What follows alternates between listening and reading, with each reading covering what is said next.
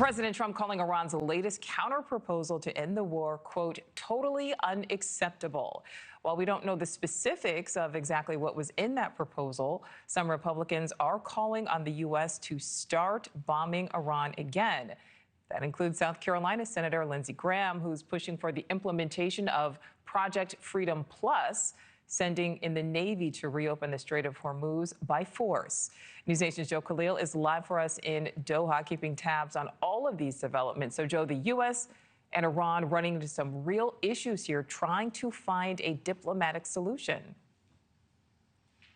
And I think you could hear some of that frustration in President Trump's voice just moments ago when he was in the Oval Office taking questions about this. He essentially said that the deal that Iran put forward was, in his words, stupid. And he also said the ceasefire that has been preventing much larger strikes between the U.S. and Iran is, in his words here, on life support.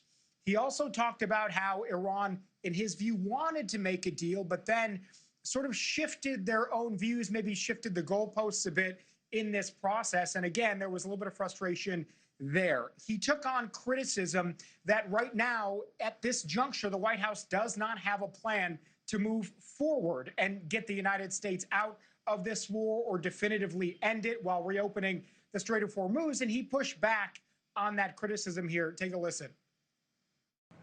Very simple. Iran cannot have a nuclear weapon. They can't have it.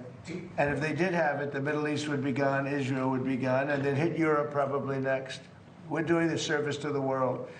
And this has gone on for 47 years. Other presidents and leaders of other countries that have the power should have done it, but they didn't do it. But it's a very simple plan. Iran cannot have a nuclear weapon, and they won't have a nuclear weapon. So while the White House has not commented on the specifics that were in Iran's proposal or not, Iranian state media has. They have published a couple of different points that they say were actually in Iran's proposal, some of which are that they wanted some assets unfrozen that are currently frozen in certain banks due to sanctions. They actually wanted compensation, financial compensation for the damage that was done inside of Iran.